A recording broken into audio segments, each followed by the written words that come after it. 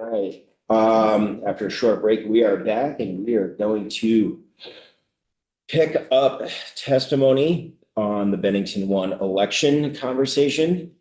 And we are now going to bring our friends from the Attorney General's office up to the table, and we are going to do a deep dive into their report. So thank you for joining us, counsel. Thank you. And there's a bag up here. Oh, Somebody must have left. It's purple. Oh, that's like the- I'll put it by the door. you want to fire her an email, let her know her bag's Yes, here? that would be Yes, good. thank you very much, Autumn. And Matthew's got some research. That is a nice one. Nice bag. What you think it's good. I brought that. Well, good afternoon. My name is Leslie Welch. I'm an Assistant Attorney General. And I authored, but it was a team effort, the report that was in the House Journal, I think, late last week. Is that Yes, it correct? was in the journal. It was referred to the committee. Yes, late last week. So that was the pass through on the floor.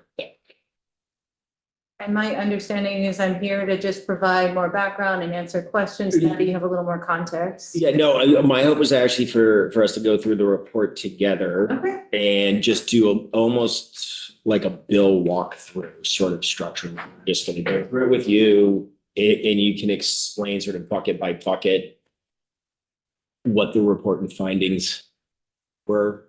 Oh, that's what I did. Ask if anybody has found the report because it's It's on not on yesterday. today's documents, it's on yesterday's. Thank you.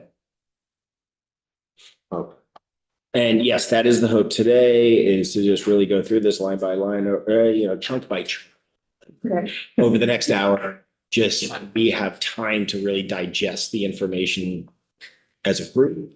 And members, just because we are up against the clock, it's been requested before floor times, we break committee 10 minutes before to give people time to get up there in a timely fashion. So we do have a hard stop at 2:50. So I would like for folks to hold questions, write them down, and if time allows, then we can ask them. If not, we can address the conversation, the questions via email or with more committee time later. So with that, the Great. table is yours. Thank you. And just a disclosure that I slept funny, my neck is all off. So if I'm moving in an odd way, don't read anything into it. Thank you. It's not the. Yeah. Okay, so we provided some background, but the opening paragraph, or the preamble of this report explains why we're producing the report. It gives the statutory citations that prompted the production of the report. It also gives the details about the requests that the Secretary of State received that triggered this process. So the Secretary of State received and then promptly sent them to my office 4 different requests, starting with the candidate. So candidate Bruce Busa submitted the request. I think the timing was right before the recount occurred or after, it was right before the recount was certified. It was somewhere around there. It hadn't been quite finalized. And I guess he was just on the ball and he sent it in. It was shortly followed by similar requests and they were all pretty short, all these requests. They're all attachments to the report. So Mr. Busa's request is attachment A, and you'll see it's sort of just an email chain, but it's I have it, it's 2 pages. It's really short. We also received and I put in the report, I put the panel 45 next because I thought you might be interested in what the residents had to say. So that's why I put that kind of this thing I mentioned here. So the panel 45 submitted a request. Now they're called the panel 45, but there are 29 signatures next to 57 names. And some of the names are folks who have moved away, so are no longer voting there, and have been removed from the checklist. So I would just mention that. So it's over the 25 that are needed under statute to trigger the process, but it's not exactly 45. Okay. It's 29 people that signed. We also received requests from the boards of civil authority, boards of civil authority for Stamford and Reedsboro. So they were virtually identical. The requests were like verbatim the same. And the only difference is that I found was that the order of the towns that were listed were just different. But other than that, they were verbatim. So they clearly had an aligned ask for the relief, for the remedy here. So that's the background here is just providing details on the statute and the constitution that led to these requests coming in and that the request triggered this process. The second page of the report, and I don't know if you're looking, I don't want to call page 2. Is it helpful by page 2? The second page. Yeah, no, yes, yeah, that's, Depending on the version you're looking at. yeah, we do have page numbers on, it, so that Okay. does help us Okay, stay on target. thank you. So just, if you ever get lost or you, so I don't want to lose it in a minute. So the second page goes through the analysis about how the requests were properly filed. And that's my analysis, our analysis, my office's analysis of this. So, you know, it describes kind of what elements requests have to have in them and how they all meet them. The only one, it doesn't really do, you know, the Pownell 45 request didn't articulate the candidates, but it does say the race. And given other requests, my recommendation is to consider it properly filed as is written here. So that was sort of the background of what the content of the requests, and they're all in attachments. That's A, B, C, and D, first 4 attachments. So each one has its own attachment.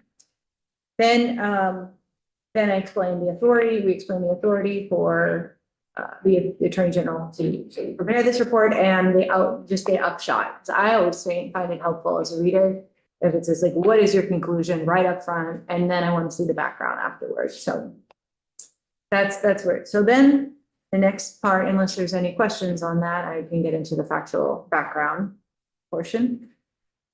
Okay. So heard some of the background about the reapportionment process. It was in response to the 2020 census. And of course, it takes a little time to get the data from that census because it's collected in 2020. And then for the House to respond and redistrict in accordance with the population. So that process was done in 2021 in an adjournment session and in 2022. So it's a 2021 bill. And that's Act 89, I believe. Thank you. Someone nodded. So that is what resulted in this odd sort of dividing line in Pownell. And I find it really helpful to, maybe I'll get to that later, but I find it helpful to look at them out just like the Attorney General said yesterday, because when you have a dividing line of the center line of a road, the process is not quite as easy as looking for everyone on that road and lumping them into one district. You have to actually look and see whether they're on the south side or the north side of the road. So you've got to go address by address. And it's quite a cumbersome process. So it's not surprising that mistakes might be made here and there when that's the process. So the reapportionment was done, the voter checklists were revised, attempting to capture it accurately in 2022. So as you know, those were used in the 2022 and 2024 elections. And in this particular election, this report walks through the factual background. It says that the 2 candidates ran for the single seat, the Bennington 1 House District. It's helpful. I don't think I said that before. It's just 1 seat. Bruce Busa of Reedsboro and Jonathan Cooper of Pownell. And on election night, Jonathan Cooper received the highest vote totals with 1,265 votes. Bruce Busa received the second highest, just 25 votes behind him. There were also 3, and it's mentioned in this report, there's 3 write-in votes, 1 overvote, and 53 blank votes. I didn't know what an overvote was, so I'm just going to explain it, even though you probably know, having been elected yourselves. It's when there's more than 1 vote cast, when there's only allowed for 1. So that's what that is. It was new to me. So moving on to the report. The Pownell Town Clerk was using the checklist, not knowing that there was a problem with it. And on 2 days after the election, Mr. Busa came to her office and said, it came to light that one of the people in my district didn't see my name on the ticket and they wanted to vote for me, or I don't know the details on that, but that's, so as soon as the town clerk heard this, she obviously was horrified, started immediately reviewing maps, called the Board of Civil Authority meeting to have an official review and determination about whether there were errors and if so, what they were. You know, the outcome of that, but just walking through the report. So this talks about how she called that meeting. On the day after he came to her office, the Pownell Town Clerk's office, Mr. Busa filed a petition for recount in the court, which is proper, on November 8th. That procedure played out as it's supposed to. Seems like all the transportation of ballots, it was all done properly. I didn't put all the details in there here. I just said that it was done following that, the process laid out in statute. But I did interview the clerks and the district clerk, county clerk about how they secure the ballots and everything. So that's the background there. The recount, know that the recount was conducted on November 18th and certified with the narrow victory being narrowed slightly more from 25 votes to 23 votes. And then that was duly certified. So then the 4 requests were submitted to the Secretary of State's office, which has put us here in this Attorney General's office prepared a report, and now we are here. So that's the background. The piece about going forward, the report on the 4th page talks about how the Pownell Board of Civil Authority met. And we thought it was helpful to put this in here just to be really clear the scope of the mistake, and also the fact that the voter checklists have been resolved, they've been fixed going forward. So that all of that has been very carefully reviewed and everything's in order. So this won't be an issue going forward. All we have to worry about today is this election. So the report then summarizes the remedies sought by the requesters. It's helpful to know what are they asking you to do. So all of them are asking for a revote. And that's what the report says right here, first thing. But the scope of the revote varies in the requests. So some just ask for the voters that mistakenly received the ballots for Bennington 5, receive the ballot and be able to vote. Others, Mr. Busa generally is just requesting a revote of District 1. As a whole. As a whole, there's no more details other than that in the petition. There's a footnote in the report that references some of the court filings he made. Now, doesn't have to follow that. He can change, with more knowledge and thought, he may change what he was asking for. But in the court filings, he did ask for just Pownell to revote. But later he said District 1 revote. So to the extent that I don't think he's bound by what he wrote in the court case. But I just noted that, and we noted that in the report for background information. The Pownell 45 requests asks, and there's a quote in the report on page 4, it's in attachment C, to quote, send us our ballots for the Bennington 1 House District so we can vote in our district. So that's the simple request. There's no explanation as to how or why. Can you clarify for me what the difference is between the first 2 requests that you've just outlined? What is the difference between a revote of District 1 and a revote of Bennington 1 House District? Oh, I'm sorry if I was unclear. Those are the same. What you just said is the same. I thought. So I must have misspoken. No, I don't know that you said that they were different. I just wanted to be certain that they are not different. They're those 2 groups, that individual and the Pownell 45, are asking for the exact same thing. Yes, that's my understanding. Yes. Thank you for that. There's just two different ways of getting to the same place. Yeah, thank you. Yeah. Thank you. So yeah, so the panel 4 and 5, they're saying we want our ballots. They're not specifying like whether any other people should get ballots. But then the boards of civil authority that sent in requests expressed concern about the votes from elsewhere in the district being invalidated by a revote happening. And at the bottom of page 4, I hate block quotes. I'm so sorry to put it in here. But I felt like it was probably the cleanest way to just make sure that what their request is got to you. So I put a block quote in the bottom of page 4 and in the top of page 5. But the boards asked for a determination that to correct this unfortunate error. And that would be recognizing the voters that didn't get their district ballot, their District 1 ballots. And I'm summarizing it now so that I'm not just reading off the page for you, because then I might be even more dry than I am talking now. And then, but the boards say only these voters should be given the correct ballot, the Bennington 1 district ballot or Bennington 1 ballot, you know, I'm going to refer to it in a variety of ways, and I mean that district, District 1. And given the chance to vote on the proper ballot. And then the board say, quote, "It does not seem prudent to burden all of the towns in the Ben 1 district with the expense of another election, and this would invalidate the votes that have been properly cast." Voters, and then it's saying the same thing, but again, voters who have already voted on the correct Ben 1 ballot, whether in Pownell or the other 4 towns, should not be given the opportunity to vote twice.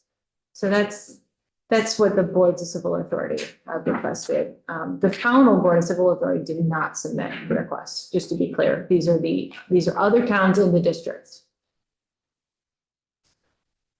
Representative, did you? Yes, so those towns do have affected voters. The 2 BCAs that filed that petition have voters who were affected by the ballots going to the individuals or not. I thought all. I don't think so. Yeah. No, I these thought were they not all impacted. in- They were all in Pownell, the Yes. voters who were affected, and that was those 56 ballots. But these 2 BCAs who are included in the Bennington 1 district don't want to have to pay for a whole election for their towns who are in their portions of the town who are in Bennington 1 district. They simply want those 56 ballots to be sent to the correct people. Got it. Because I believe their position is the line did not, the line being inaccurate, how the voters received their ballots did not impact these municipalities. Right. So they were sort of compartmentalized or bifurcated from the problem. Stanford, Reedsboro, everybody else was fine. It's just that one street. So they were like, don't make this problem not our problem, because it's not our problem. Right. And this is not in the report, but just background was interviewing the Pownell town clerk. She explained that many voters aren't even aware that there are multiple districts. They come to their town clerk, their town clerk's office, they go to the polls, they say, well, which one are you registered in? And they say Pownell, you know, they don't, because not everyone is savvy enough to distinguish. And so it really is important that the checklists are accurate so that people who aren't aware of this district, they are handed the right ballot. So. Right, moving on, legal background. So we provide here, I say it was a group effort, the Act 89 reapportionment, another block quote with the details, because it's really kind of helpful to see exactly what town clerks and secretary of state is looking at when they're looking at the reapportionment. And in my copy here, I highlighted the portions in Pownell that were affected. And I'm not going to read it all to you, but I'll direct you to, in the block quote, after the first semicolon at the end of Vermont Route 7, it's, you know, it says the northern, I guess it starts here, but you'll just see, sorry, backing up. You'll see that it starts with Reedsboro, Searsburg, Stanford, Woodford. They're all in the district. And that portion of the town of Pownell encompasses within, and then the remainder of that paragraph is devoted to describing that boundary line. Hmm. That's how detailed it is. And I had to read it 5 times to make sure that I understood exactly what it was, so I'll break it down for you. Which is why I think the maps are so useful, and they are. And we have the maps are all part of the attachments on yesterday's, so that we do have those there, visual resource for folks. That's great, yeah, and the attachment E is the statewide, so this is not super helpful for looking at Pownell, but it gives you a sense of how the district is. Do you recall which attachment is the appropriate one, just so I don't start looking E, or F. Yeah. F is this one here. Yep. That has, and it doesn't show you where the boundary line for the town is, Yes. because yeah, but it shows you where the boundary line is for the district. And you'll see on attachment F, those of you who have it out open or in front of you, like you do, that it comes down Route 7, and in this line here where it goes east to west, that is Barber Pond Road and South Stream Road. There's been some mention about Moonrise Drive. Moonrise Drive comes off of Route 7. The tricky thing with Moonrise Drive is that some of the voters live in mobile homes who have a legal address on the other side of Route 7. So that adds to the complications So here. is that like a leased land thing or? I don't know the details of the ownership, but I understand that their legal address for purposes of voting is in District 5. So some of the voters in Moonrise Drive were properly included in District 5, but some of the others in Moonrise Drive that weren't associated with a legal address were improperly associated with District 5. Do I have you? Do you know what percentage of the 56 ballots those folks were? It was like 6 people, a very small. One of your attachments. Yeah. Yes. There's Yeah, six. you have a total list of 6. Thank The you. majority of them are on Barber Pond Road here. So Barber Pond Road turns into South Stream Road here. And then it goes up northeasterly. I'm trying to make sure I got my directions correctly. There's another detail here, which you'll see in the portion in Act 89, which details where a utility line is and how, so it's really detailed. And I'm sorry to laugh. It's not a joke. I'm laughing because we have to be that detailed to make sure we get it right. But it does mean that it's hard to catch every little thing. So, I catch myself doing the same thing. This is very serious, but yeah, it is serious. laughter will get us through. Yes, it's just laughter because this is Vermont and we have to use like utility lines to park. I love that about our state. So, yeah, so it happened to be not just the people that were living on both sides of the street here that should be in District 5. Only the northern folks should be in District 5. The southern folks should be in District 1, but we're inadvertently added to District 5. So two sides of the street have different. Exactly. We have that in Milton in one of the districts. Same thing. Yeah, so that should, Streets. I think it's helpful. Attachment 5 is sort of our official map here, but I do look at Google Maps. I went and looked at Google Maps over and over and over again to understand where the streets change names, because this is not super zoomed in. So that was a tool that I found helpful. Going back to the report though, I know I'm not going line by line like a true ledge council. I haven't had the training. No, that's where you're doing. Okay. Very helpful. I'm trying to make sure that you understand why these things are in the report, because I think it's useful. So, back to the report on page 6, which is right after the block quote with the reapportionment language in Act 89. The report talks about the process of adding voters to the list to be sent the correct ballots and to be given the correct ballots at the polls. And it talks about what the Secretary of State gave you an overview of yesterday, which is what's called VEMS, the Vermont Elections Management System. And I'll just remind you that reapportionment happens every 10 years. And we all know that technology changes a lot in that period of time. So every 10 years when there's a reapportionment, just this is my understanding, is that there's going to be a learning curve associated with using whatever the technology is. So that's what we've got here. So, and they're changing it again, which is good. It's not a bad thing, but it does mean everyone has to learn a new system. So what happens is the Secretary of State's office has to, after reapportionment, they have to prompt the system to allow clerks to make updates to the system. And when a town like Reedsboro is in entirely one district, it's super straightforward, relatively straightforward. I shouldn't say super because all the technology can have flaws, but it's relatively straightforward.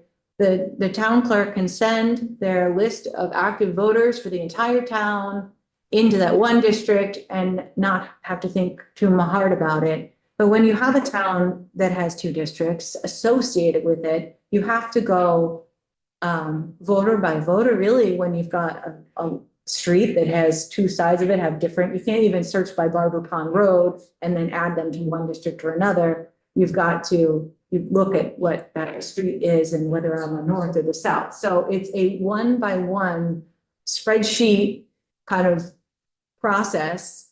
The changes that the town clerk makes to the spreadsheet get entered into the system. And then that system is used for the printing and mailing of ballots. So it's pretty seamless generally. Obviously, if you have a data entry issue as we had, then you have the situation with now. The clerks work with, they don't do this alone. They work with their boards of civil authority, work with the Secretary of State's office if there are questions generally about how to read the apportionment statute or how to use the system. And they also work with the E911 coordinators. I don't know if I got that name right, but the E911, which has all these maps that can help them figure out where property lines are, like, is it truly on the south side of the street or is it truly on the north side of the street? So I want to say this is something that what the fault doesn't lie with any one person. This is sort of a group project where a mistake was made, if you will. So, and I want to say that I'm sure you all assume that everyone had good intent and really tried to get it right, but I will tell you, having talked with everybody, everyone really wanted to get this right and was thrilled to be able to change it and make it right, but horrified that we had this problem. So these people really work hard, town clerks are some of the heroes of Vermont. So that's just my personal opinion, not the opinion of the office of attorney general. Although I'm sure she would appreciate it and agree. Okay, so I also say that the Secretary of State manages the contracts. There's vendors that fulfill the printing and mailing of ballots. We've got our universal vote by mail. It's a process and it requires a lot of work from everyone to make sure that they get out in time. They have to be done by mid-September to meet the deadlines. So this report kind of walks through all of that and gives you the statutory citation for the universal vote by mail. I can't imagine anyone wants to dig that deep into the weeds on this, but if you do, it's there for you. Moving to page 7, the report continues to describe the town clerk discovered the errors, convened the meeting with the Board of Civil Authorities, which was on the 18th. It was a very busy day for that town clerk. She had to participate in the recount that was happening and then rush back to the Board of Civil Authority. So I think she started working at 6 a.m. and didn't finish till like 9 or something that night. So yeah. So at that meeting, at the 18th meeting, the Board of Civil Authority for Pownell made this determination that there were 56 voters on the Bennington 5 House District checklist that should have been on Bennington 1. That's the meat of it. That's our big conclusion here. And then page 7 has the details about which voters were on the wrong checklist. So it's in the second paragraph, second sentence, and says the voters, more specifically, the voters on both the north and south sides of the Barber Pond Road and South Stream Road, as well as 6 voters on Moonrise Drive, were incorrectly included in the Bennington 5 House District instead of the Bennington 1 House District. And so, just to be clear, that meant that they were sent the wrong ballots in the mail. They were handed the wrong ballots at the polls, because I didn't fully understand that when I started this process. I want to be clear about that, if they're on the checklist, that's the one that they're given. It doesn't matter if it was by mail or at the polls, so. And in interviewing, I did also ask, was anyone aware? Did any of the voters say anything? You know, no, nobody said anything, nobody caught it. It was only after the fact when this constituent contacted Mr. Musa and said that his name wasn't on their ballot that we learned about this. So that's page 7 until we get to the recount. Moving on, in the recount section of the report, it walks through the procedures that are followed. The reason this is in the report is to explain, basically to give assurance that you can rely on that process and the results that came out of it. Because it's a very detailed process. The court, it's very well prescribed in the statute in Title 17, and the court follows it. The county clerk follows it very carefully, and I did speak with her as well. And she follows it really carefully, rereads, and then also contacts the Secretary of State's office when she has questions about her role. It involves, I don't know if anyone has ever been through a recount process, but it involves, you have, so yeah. So you firsthand probably know that you have to appoint, offer names, and then they have to set the committee, and then those people are given specific jobs, and people have to help with reading, you know, some people, the tabulator, sorry, I was gonna say Scantron, that's the wrong word, but there's the tabulator results, and then there's the handwritten results, and we need people to check all of these things. So it's quite a process, but it moves fast. I don't know if yours did, but this one seemed to. Relative, I mean, it was inside of a day, but Okay. it took a while. I mean, I would say it took, I've done 2 of them. Probably took, 6 to 8 hours. Okay. They recount, they were very thorough. Yeah, exactly. And they have processes for how they transport the ballots. They have appointed justices of the peace who transport the ballots and hand them off to the county clerk, who puts them in the vaults, and all, it's taken very seriously. It's handled with great integrity. And this one, everything I understand about it was that it followed that process and was of high integrity and reliable results. So page 8 talks about that process. And then it talks about the final judgment order vote totals that were found here. Those are included. The high level vote totals are included on page 8. But there's also attachment G and H are the documents that came out of that process. So G is the judgment order. It's an amended judgment. It had typos. The one that was issued the day before had typos. This corrected those typos. That's my understanding from the county clerk. And that was issued on November 26th. And that's what had the 23 vote totals. And this is also the high level votes. That's attachment G. But attachment H has the town vote totals that came out of that. And I thought in surveying your options, this might be useful information. Try not to overwhelm you with attachments, but we felt like more information is better as long as it's provided in a clear way. So you'll see here that attachment H is the amended master summary sheet. This is what the court relied on. This was certified by the county clerk on the 21st, November 21st, and then the judge held a hearing where the candidates could make objections to the process, say that there was challenge the process, but there appeared to have been no challenges to the process made at that hearing, and after the hearing, that's what resulted in this judgment order on the 26th. So thanks for bearing with me as I show my work. Okay, so that's page 8. And then the top of page 9, we wrote on information and belief, no appeal challenging the manner in which the recount process was conducted has been filed as of this date of the letter. So my understanding from prior Attorney General reports and court cases that if there was a challenge, if there's a challenge to the election itself, like whether it should be a re-vote, that comes here. We've covered that. This committee has really covered that at this point. But if there was a challenge to how the court handled the recount procedure, that could go to the Supreme Court to say, court, you messed up. You gotta fix this. That would be where that would go. So that's why that detail is here, just to say that there was no challenge filed about how the court conducted that recount. And we're on the final page here. We've arrived at the conclusion. Thank you. I meandered, but you stayed with me.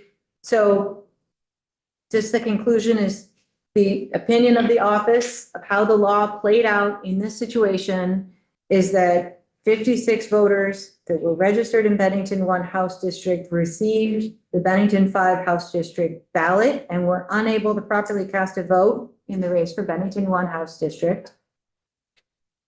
The margin of victory here was 23 votes.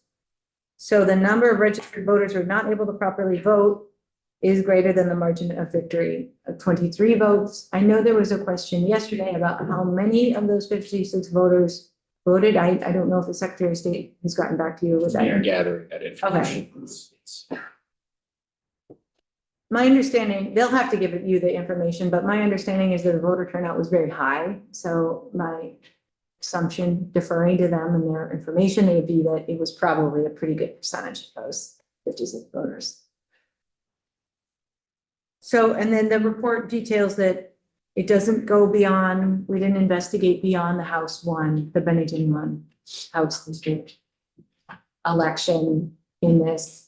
There are a couple of footnotes in here about how some of the votes being cast in Bennington 5 reference candidates in Bennington 1 and how could be indicative that somebody thought they should have been able to vote for this person and didn't see them on the ballot.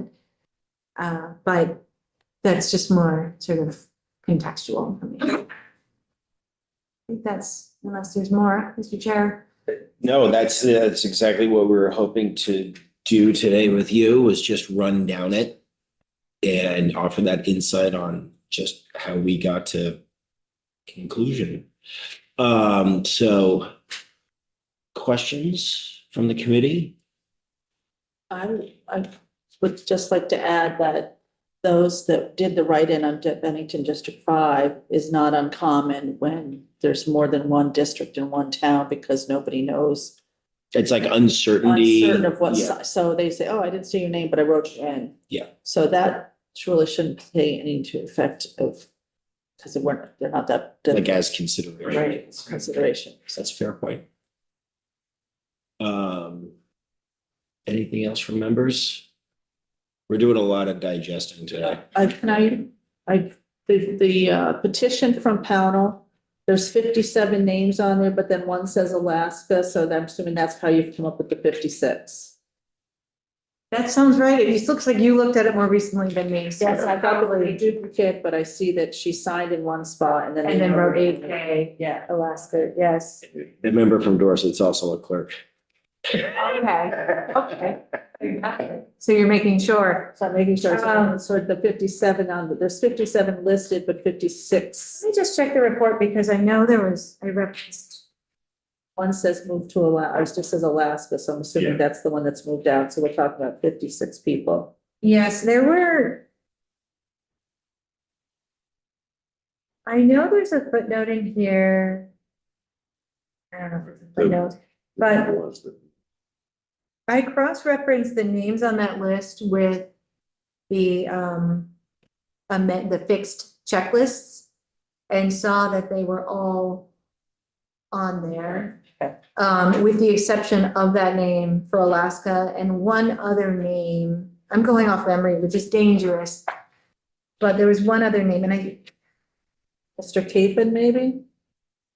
Because he's on here as number 46 as 2 Barber Pond Road on the type list, but then he signed William Capon 274 Barber Pond Road. I think that's just a typo. And I think that's a typo because all of Barber roads are very high numbers. There's no such thing as a 2, so I'm assuming that that's just a correction. Just checking to see if there's something in here. I'm confident in my recollection that one of the members moved to Alaska and the other moved to Bennington and is in District 5 now. So those means that's. I want to make sure you have accurate information. We still have 8.5 minutes. Oh, So Jacob Danis moved to Alaska, and maybe Chelsea Danis moved to Bennington. That- They had the same. I would feel better if I could just follow up with you on that. Okay, it's fine. And again, this was like just like the medium granular run through. We are gonna talk about this a lot. Perhaps representative, I mean, as you're going through this, you're the one with an immense amount of lived experience with this. If you have questions, put them in email form, maybe submit to council and they can come in and answer them. Give them a little bit of time to marinate on them. Representative Hoover. If there is any kind of a revote, would we be looking to recreate a point in time? Past, if people have moved or if somebody else has moved in or out or. Good question. Fair point. Yeah, I have to defer Yeah. your expertise on that one. I'm sorry. Yeah. I mean, that could be something to. I would imagine the Secretary of State's office might have a response to that, but. Build any more houses. First at a time. I'm sorry, Representative Boyd.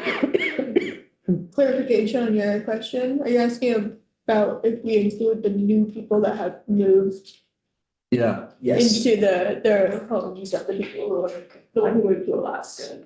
Yeah, Yeah. if we are to include them in a revote. If that were to be the path, right, like if somebody moves since the election day, are they still included?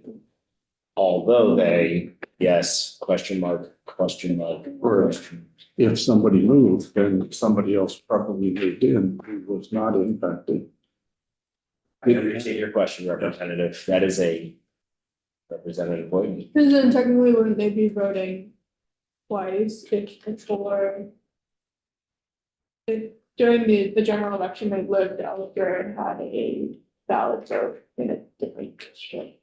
I don't want to get too out over my skis. It's not a whole hearing. That's why it's important to know who voted. I Correct. think also what you're asking is they would only be voting in this House race. They're not voting on anything Yeah. else. Correct. If that were to be the Yeah. path chosen, then you would be strictly be swears. Yeah, And in my hypothetical whimsy, if someone were to have moved out of district and resided in district on the day of the election, they were one of these 56, that may be someone that was considered valid worthy. But if somebody moved in after the election, there's a lot of variables built. Are we running a new election or are we curing an old one? There are a lot of variables built into that question, Representative. Too lot long-term housing policy down there. Different committee, different jurisdiction. Anything else? Nope. Thank you so much for Very your helpful. time. Thank you. Thanks for having me. I try not to bore you. That after lunch slot is always. Clarification helps a lot. Yeah. No, this is a very serious scenario, but also subject to this committee. This is the stuff that we live for.